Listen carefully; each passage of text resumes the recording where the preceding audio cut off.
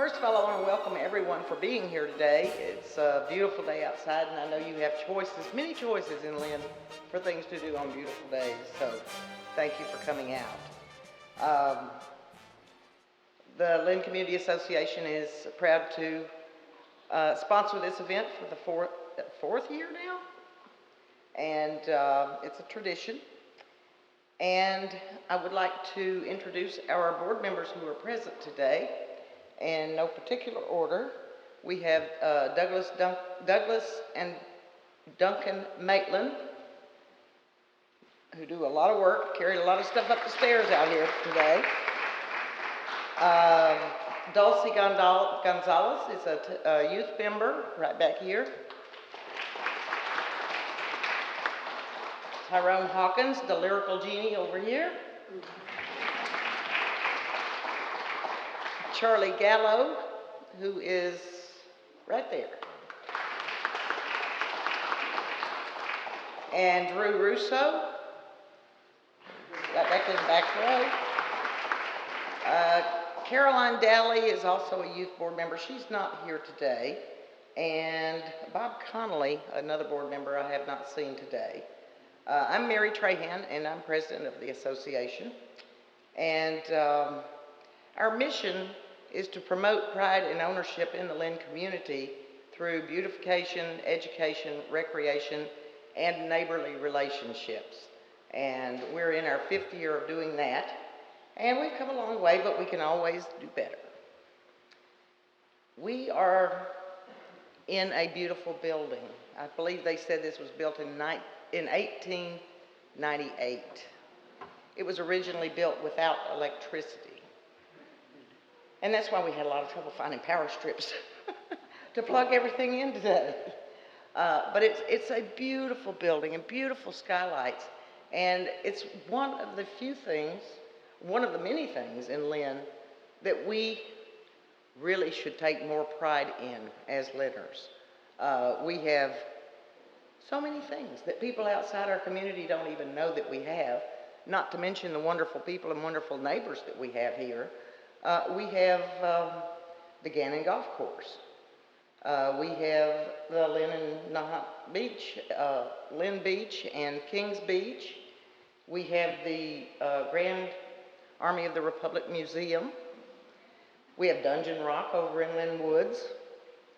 We have High Rock Tower and the observatory. We have the Pine Grove Cemetery, which is magnificent. And we're going to be teaching you a lot more about that on Trails and Sales this year. Lynn Arts, our nonprofits are really great. Lynn Arts is a fabulous program. Arts After Hours in our theaters. The new, not the amphitheater, but the auditorium at the City Hall. Raw Arts is the envy of our neighboring communities, and they send their teams to us. The Downtown Lynn Neighborhood Association, the Lynn Museum, the Friends of Lynn and Nahant Beach, and the concerts, the summer concerts that they put on for us free down at Red Rock Park with grants that they get and through raising money. Just so much. The Highlands Coalition, Goldfish Pond Association, a big Chamber of Commerce, the Downtown Lynn Neighborhood Association.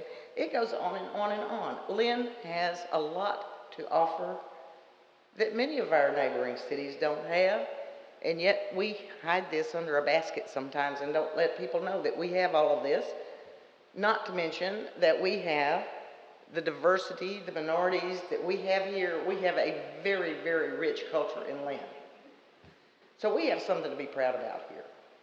We have had our first female mayor for 4 years, and then we re-elected her last fall.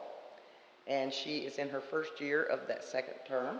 And we are looking forward to see what our mayor, please help me to welcome Mayor Judith Flanagan Kennedy for our 2014 State of the City.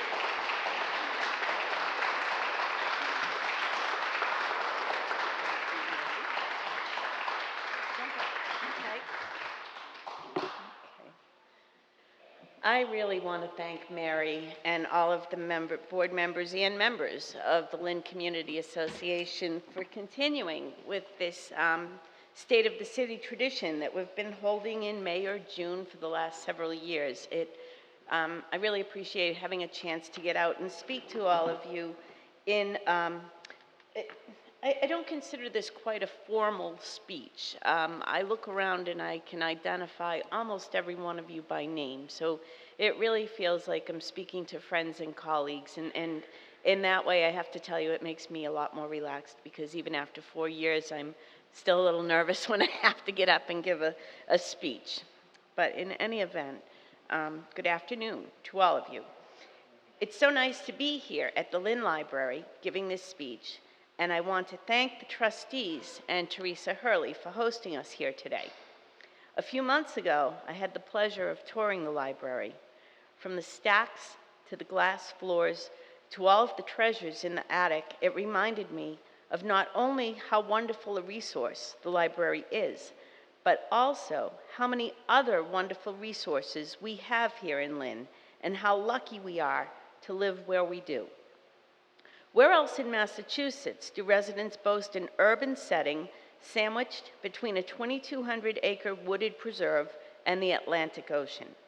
On one side of the ocean, an expansive promenade where thousands routinely surf, walk, jog, listen to music, and watch movies.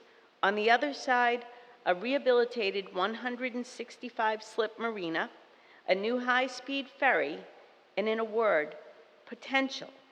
We have a public golf course that rivals some of the best private courses in Massachusetts.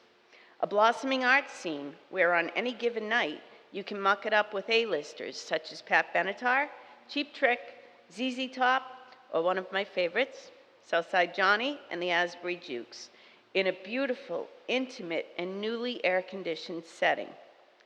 We are home to 2 signature ponds and your beautiful goldfish pond.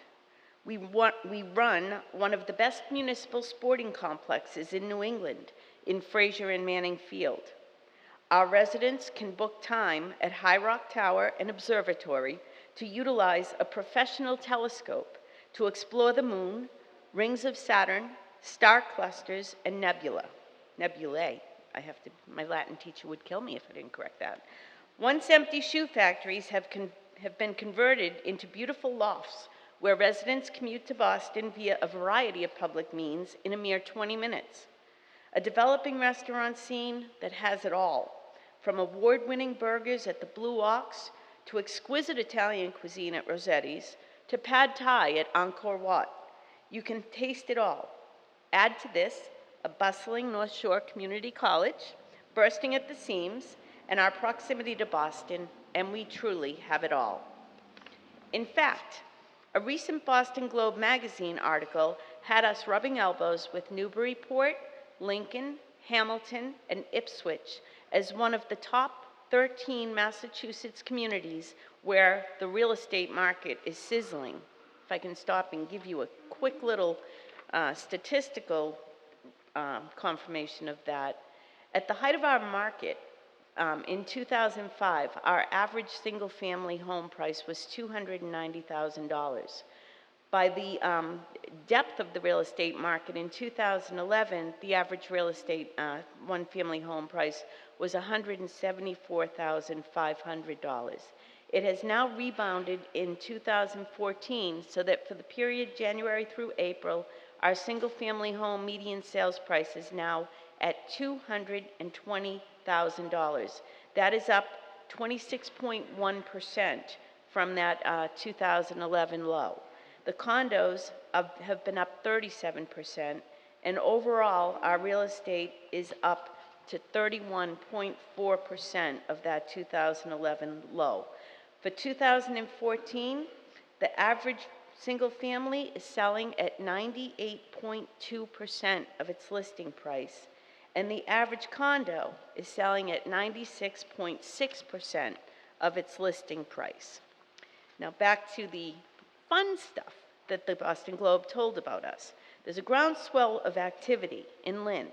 It's a tangible vibe, a wave that is reshaping us in a positive way. We are investing in our core, partnering with waterfront developers, rolling up our sleeves, trimming budgets, and prudently using every penny to make sure we don't miss any opportunity to make Lynn all that it can be and should be. And now I'm going to let the clock have its time. Thank you, Mr. Grandfather Clock. The last time I stood before you and reported on the state of our city, our finances were in order, we had implemented a variety of new policies, and we were working on a smattering of large and small-scale projects. I'm happy to report that many of these initiatives are finished and many more have started. On finances, with a bit more belt tightening and an ever-wary eye on the bottom line, we remain on solid financial ground. We are diligently working out a solution to our net school spending issue, and our bond rating, which was raised to A+ in November of 2013, has remained steady at that level, a solid indication to those looking to do business with us that we have our financial house in order. We have increased the school department budget by over 9% for FY15, and we are trimming each other departmental budget this year by 2%, while we continue to explore ways to challenge our workforce to be competitive and find new ways to conduct the business of government. Long gone are the days of "this is the way we always did it" and the good old boy network. We have been able to invest in our future while trimming excess, pushing our workforce to excel, and rebuffing the stigma of government workers. On investments, at every turn we are investing in our own city resources and infrastructure, while also partnering with and assisting developers looking to invest in Lynn, making our community a better place in which to live and conduct business. With our master plan in place across the street for the Lynn Commons, we will be celebrating the total rehabilitation of the Frederick Douglass Bandstand later this summer. When complete, this $900,000 project will feature new lighting, plantings, wrought iron benches, handicapped access, and, as the structure is on the National Register of Historic Places, intricate, detailed work on the entire wooden structure. From here, we will turn our attention to the small commons portion of the common, rehabbing the antique fence, walkway, and adding period-style lighting. The common is truly a gateway to our downtown, and we should showcase it as such. Having completed our Flax Pond Park and High Rock Park projects, we held a renovations ceremony at Neptune Boulevard Park on Tuesday, announcing over $800,000 worth of improvements, including the city's second splash pad, new children's play equipment, a new volleyball court, and new baseball, softball, and soccer fields. Investments in our parks are not only wonderful for our children, but also important from an economic and housing standpoint. The work highlights to those looking to conduct business and live here that we maintain and care about our future and infrastructure. In addition to this Neptune Park, we are busy at work at Frazier's Locust Street entrance, repaving it, creating additional parking, a bus drop-off, and installing new lighting. We will also break ground soon on a host of improvements to our smaller and medium-sized parks.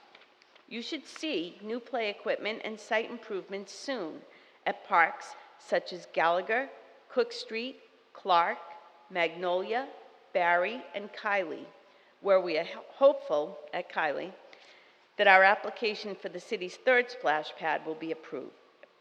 These parks are essential to the strength of local neighborhoods and well worth the investment.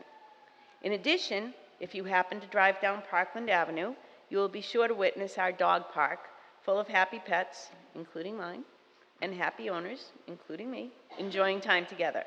Parkland Avenue Dog Park has proven to be a wonderful success.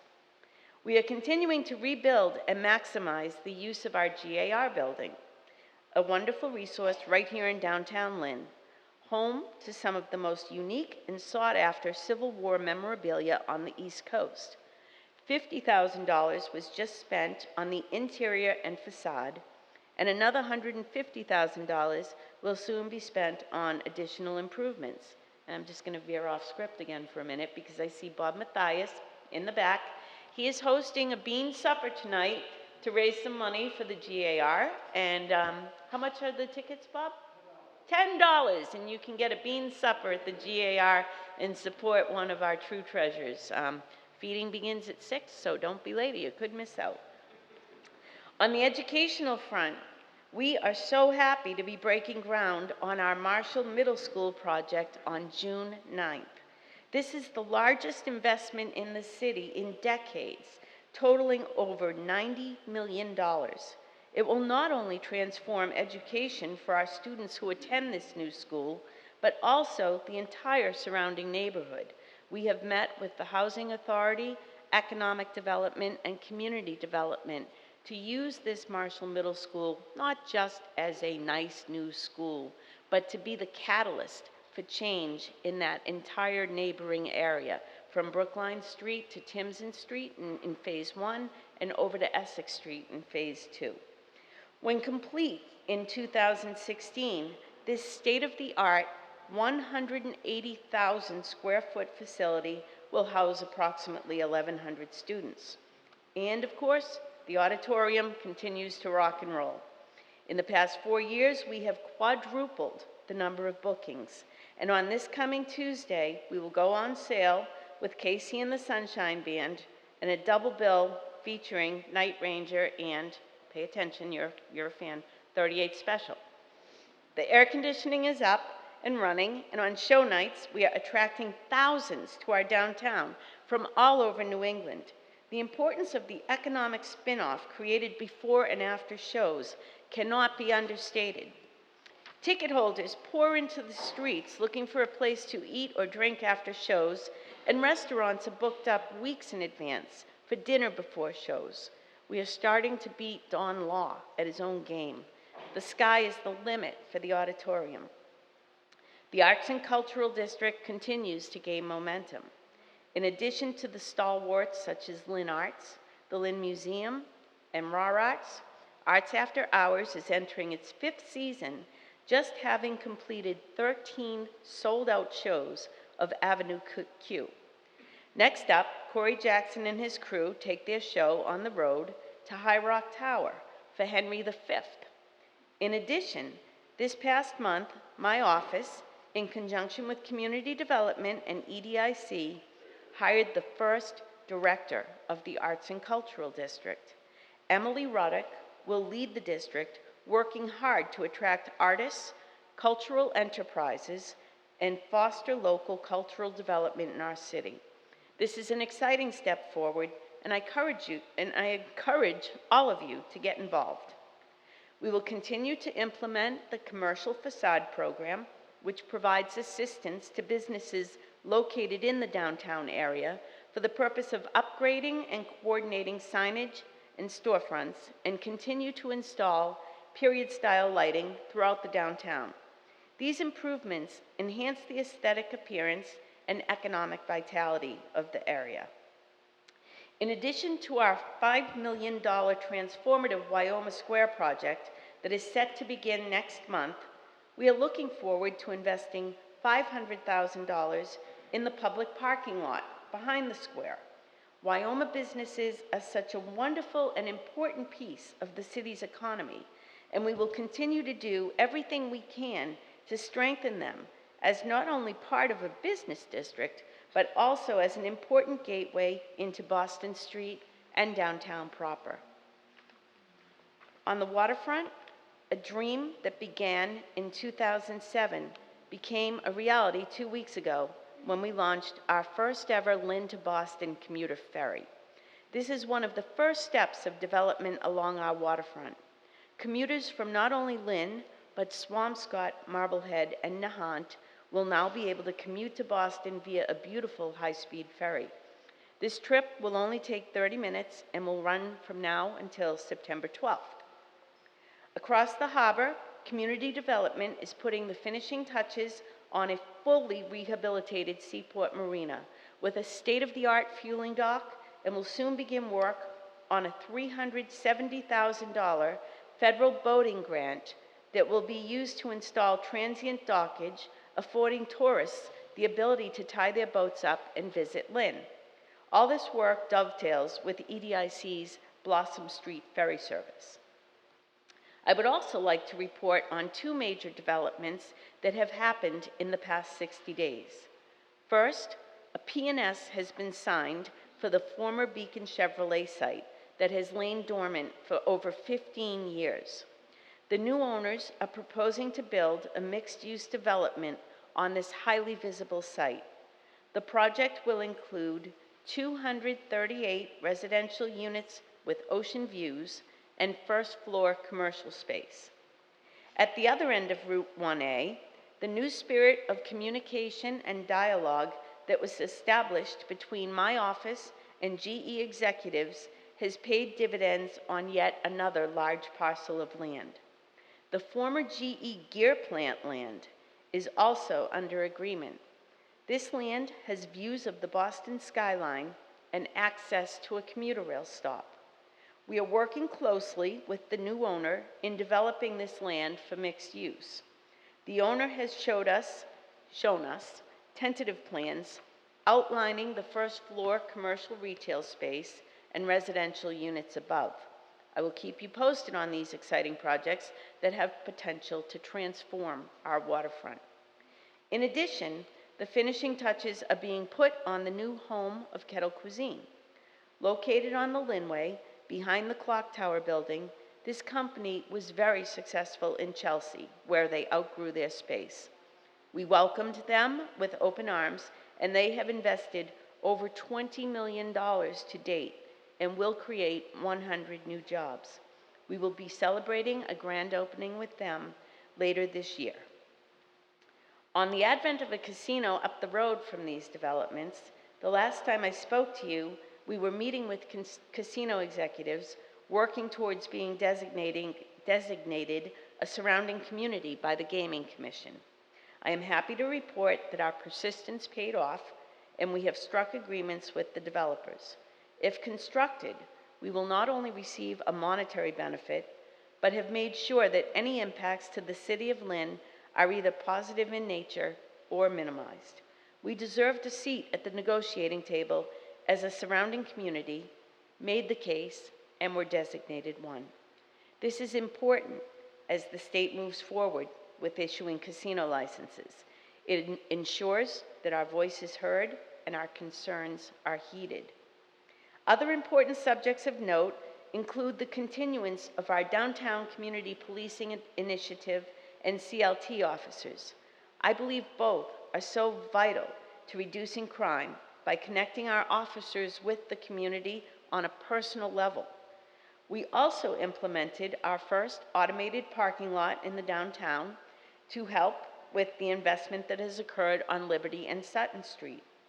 Starbucks is on its way to the Linway, and we are working on an open space plan with which we will apply for additional funding for the Lynn Common.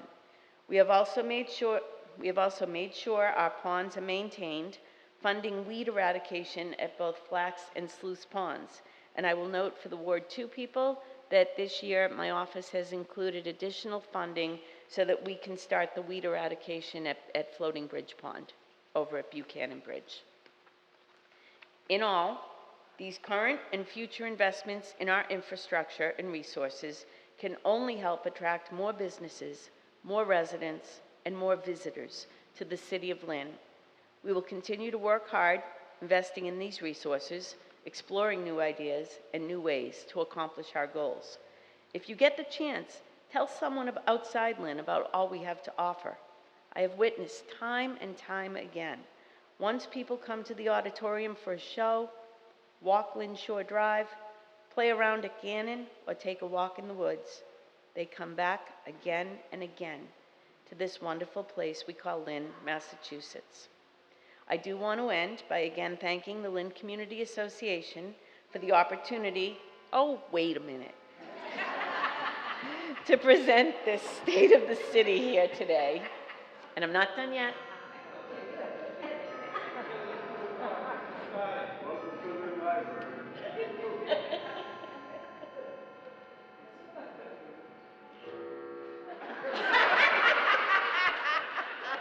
Am I getting gonged off stage? Because I'll leave in a minute. Like many other community organizations in the city, you are part of what makes Lynn so vibrant. I'll end by saying I love my job serving you as the mayor of Lynn. What other job charges you with leading over 2,500 employees, authoring a $280 million budget, and releasing 175 goldfish in the pond? I'll see you on June 7th at Goldfish Pond, and thank you for all that you all do.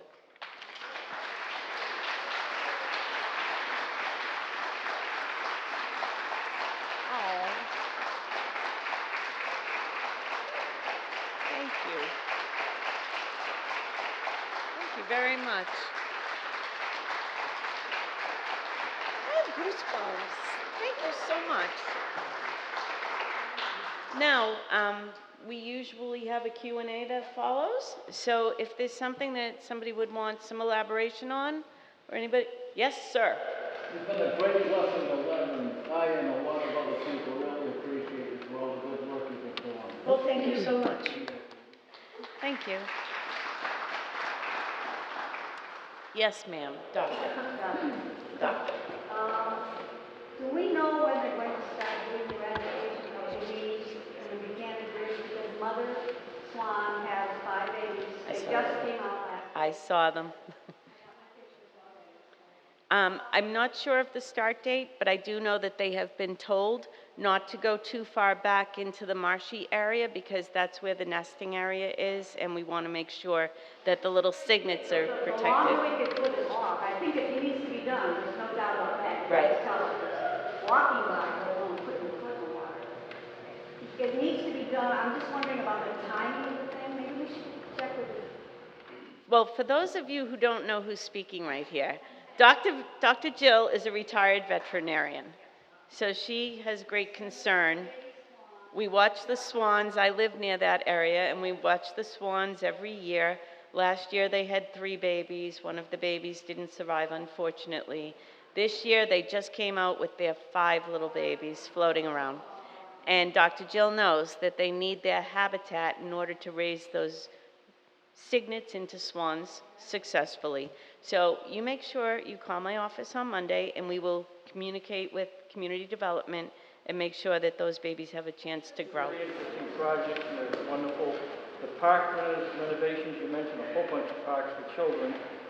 And the 1A, a lot of young adults or seniors might go to these condos or whatever you're going to build in that area. A related project which has been tabled and tabled for years. There's about 7 communities who have built this wonderful path that's supposed to go right to the sea. It's called the recreational trail. There's a door in front of Lynn that says you cannot come in, you cannot go down this trail. Why? I have said this repeatedly since 2010, that I'm concerned about the liability issues that are connected to that, and I'm concerned about the upkeep and maintenance costs that would be connected to that.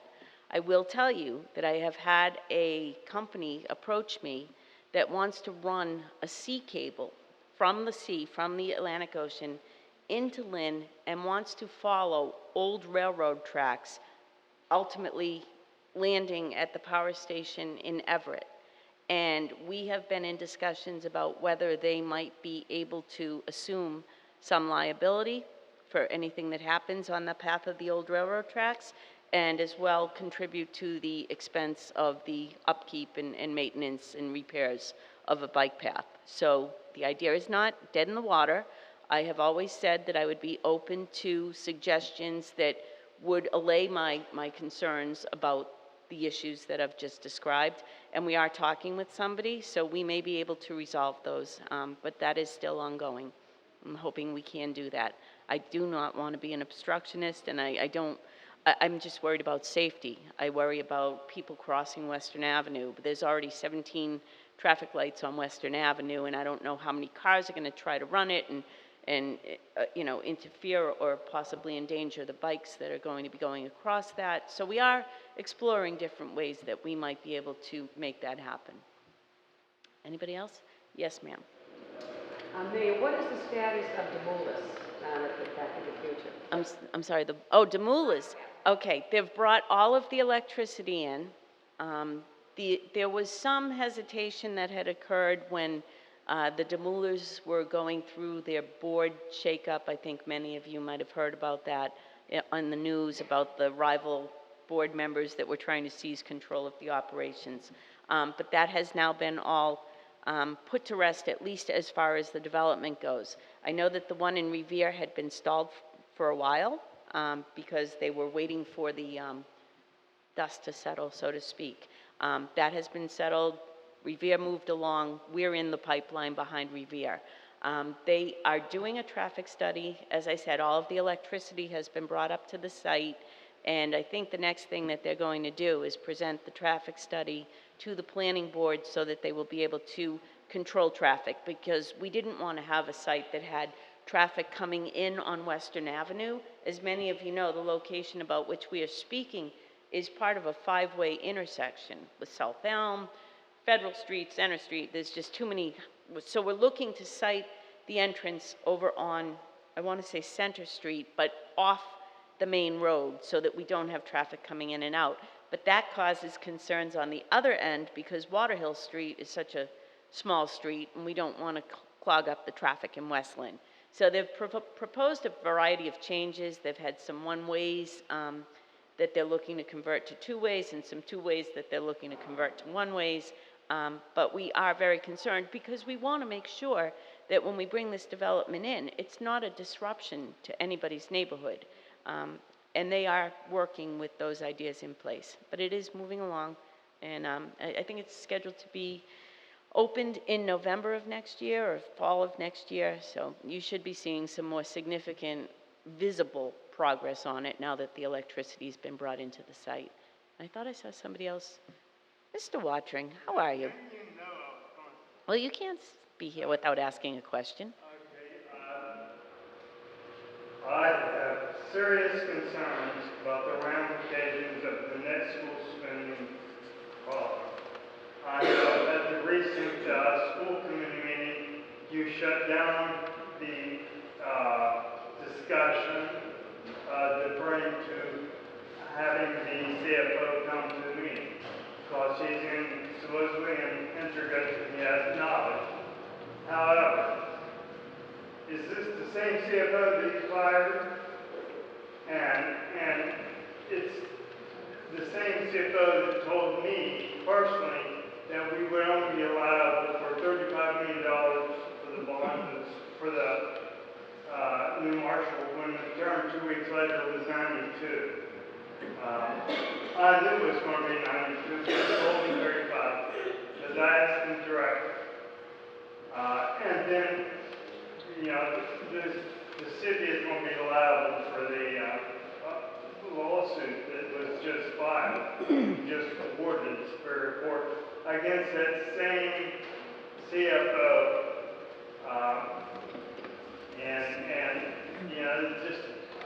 I have wonders about the confidence that I have in him and that you have in him, and the whole situation, I think it's being downplayed. Okay, well, you bring up a number of points, but first of all, let me explain that in the fall of 2013, that person's CFO appointment expired, and the CFO of the city is now Peter Karen, not the CFO that was involved in the lawsuit.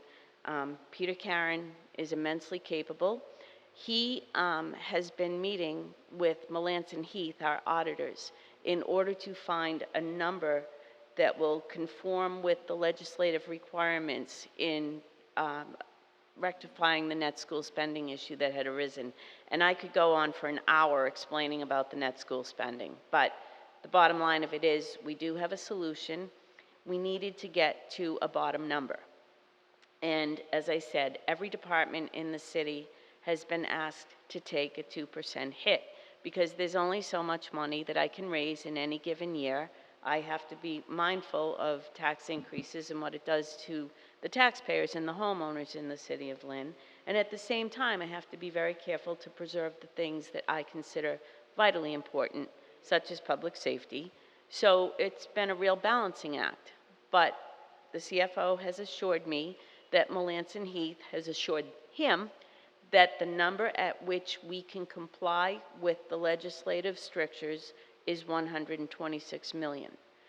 The school department originally submitted a budget of 132 million. Now, as I said, every department was asked to decrease by 2%. The school department, because of these special circumstances, has been allowed to increase with that 126 number by 9%. I have also earmarked $1 million out of the free cash that will be certified around the end of calendar year 2014 to be used toward the school department budget. And if you figure in that $1 million, it's actually closer to a 10% increase for the schools. Now, I can understand that the schools want more money. Every department wants more money, but I have to maintain everything within the city and not just the school department. So that $126 million figure is, as I said, a significant increase over last year. And I did not shut down the school committee. I want everybody to know that the school committee put on a revised agenda last Thursday night a discussion of the $132 million budget that was before them that night. And I thought it would be a waste of time because that is not going to be the bottom number of the school department budget. It's going to be 126 million. So I gave everybody the opportunity to speak in generalities about what they wanted to see and what they felt the school department needed. And I am going to hold another hearing on the budget once we have it revised down to reflect $126 million allocation from the city side. Some of the things that were coming up there, for example, were having iPads for every student. That's 15,000 iPads. And I can't see investing that much for that many of a product because we all know in 2 years the product becomes obsolete, the apps won't work, the newer apps that are developed, and then we'd have to buy 15,000 more iPads. So I have asked the school department and the school committee to distinguish between wants and needs, because I don't think we need 15,000 iPads. We might want 15,000 iPads. Somebody else had brought up the idea of having social workers at every single school that's open during the summer. Some principals don't want to have the social workers during the summer. So there are ways that we're going to be able to trim. And just also for the record, out of that 132 down to 136, we're not going to have to cut $6 million from the proposed school budget because about 3.8 million of that represents utility costs, and those are simply going to be shifted over to the city side. So now you're down to about a $2.2 million cut, and as I have stated before, $1 million of free cash is earmarked to go to the schools at the end of calendar year 2014. So we're really looking to cut $1.2 million from the entire school department budget.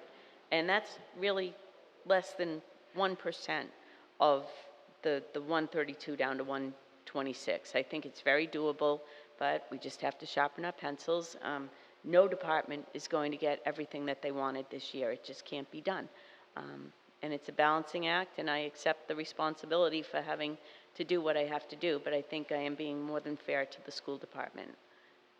And, Dale? No? Yes? No? Okay. I was wondering, Dale, also, I was wondering what, if anything, is happening between the city and Union Hospital. They have yet to give us a comprehensive plan. I know that their initial, what they had said to us was they were going to create a center of excellency for mental health. Hey, I can roll with the punches, and that was a really short one anyway. But then they said their budget had been they had underestimated the budget for that by a 35% error rate. So I said, what does that mean? We're getting a center of mediocrity? Basically, they've gone back to the drawing board on that.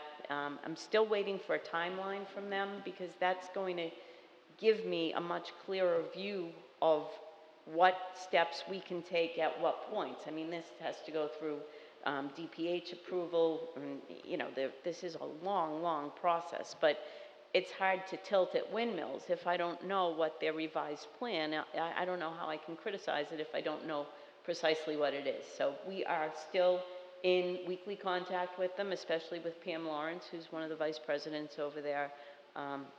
And we do have a good working relationship with her, and she clearly understands how a community of 90,000 cannot be deprived of a hospital. And by the same token, we've let her understand that we do recognize that the model is going toward regional centers, but frankly, we're complaining that why should Salem be getting the cardiology and we're getting the behavioral health? We would like to see a little more of a balance, so she's aware of that. Well, again, I wanted to, Mary? Not on the same level as the hospital or the schools, but it does relate to that in the long run. I read that there's going to be a Starbucks on the Lynnway, yes. Can you tell me the location of that on the Lynnway and when I might expect my lot? You know, I'm risking, I think it's on the northbound side. I know it's a 770 square foot little cafe that they're proposing. Me, I'm not a Starbucks person. I'm a Dunkin' Donuts girl. But I can assure you, you'll be able to get your latte on the Lynnway fairly soon. Pat? Will the budget cuts affect the fire and police departments and so on that year? Well, one of the things that I'm avoiding is laying anybody off. And in particular, I'm going to avoid laying off people in the fire and police department. And that's because we have received a number of public safety grants that have enabled me through the years to bring up the ranks in numbers from the mid-160s up to about 190 per department now. That's a good number for us. And if I lay them off, I have to repay a portion of the grant. Not to mention, I have to pay unemployment compensation to those people. So some of the things I'm looking to do, for example, in the fire department, we have been on a 3-year rolling vehicle replacement schedule, and we are retiring the debt on one of our vehicles this year. That money was going to get rolled into buying a new ladder 4, which is wonderful. But a new ladder 4, and for those of you who don't know, that's over on Broadway, and it differs from the other 2 ladders that we have in the city because it has a basket on it. It's actually technically called a tower truck, not a ladder truck. Those cost about $900,000. And I think that we are just going to have to slow down on that for a year until we can make our way through the net school spending resolution. That will save me a quick couple of $100,000 over on the fire department. I know that the DPW has asked for 2 new street sweepers. They're 2004 and 2009. They cost $175,000 a piece. Now, street sweepers should have a useful life of more than 10 years. So even though they have been complaining that they break down pretty frequently, I think we're just going to have to continue to use elastics and paper clips and keep them running until we can get on firmer ground. But we're still tinkering with the budget, but the last thing in the world I want to do is lay anybody off, and I can almost guarantee that there are not going to be any public safety people laid off. It's just too expensive to do so. Okay, Mary, it's all yours, and thank you again very much.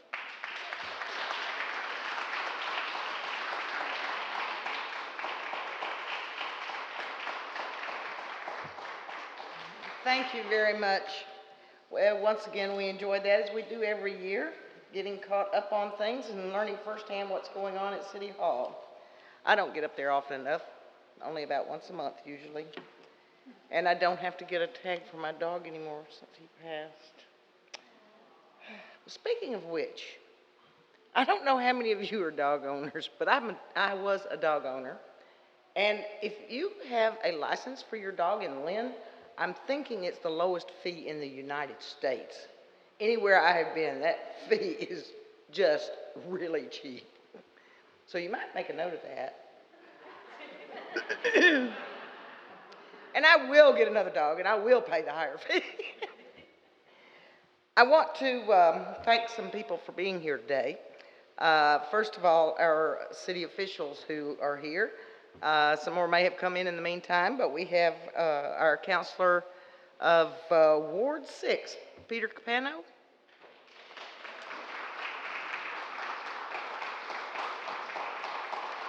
And we have school counselor Charlie Gallo.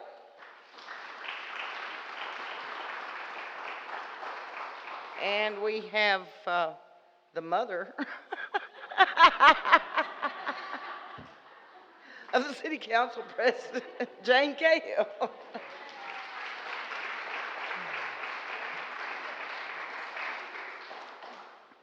We want to thank the press who helped us out today. We have David Riley from LynnCAM TV right back here who has been working the camera for us. Juan Gonzalez from Without Borders magazine. Seth Album from LynnHappens.com. Carrie Schumann with the Lynn Journal.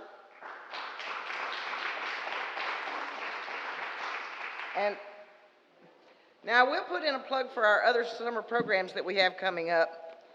On June 28th, we are planning to have our Clean Sweep to the Sea. Some changes are being made. We had planned initially to do this in conjunction with Open DTL, which they have not gotten together for June 28th. And so we're looking for a different venue and other entertainment. Chances are that it will come off quite well on June 28th. If you give us your email, or if you have had our email, you will, or if we've had your email, we will send you a notice on any changes about that. We hope that you will participate. Last year we had over 200 people participate, cleaning up parks around town. It's just an hour, hour and a half of your time to make the city beautiful, more beautiful. And then we get together and enjoy each other as neighbors. So we hope you'll join us for that. And in July, we are, on the 18th, we are trying very hard to get together a Lynn Teens Nonviolence Conference, which will be an all-day event. And you'll be hearing more about that soon. And then in September, again, we will be doing our 4th year of Trails and Sales. And this year, on the venue is Pine Hill Cemetery. And if you have not been to Pine Hill Cemetery, if you're not familiar with the history and the many, many, many plots that they have there in different designated areas, you've missed out. So you should get over there and see what's there. If not before then definitely on September the 29th. Yes, Ann? Yes, yes. It's a work day. The kids will be off the streets, we hope, while their parents are out working. So we will keep them busy that day. Okay, one other thing that I will say is that Lynn Community Association is a totally volunteer association.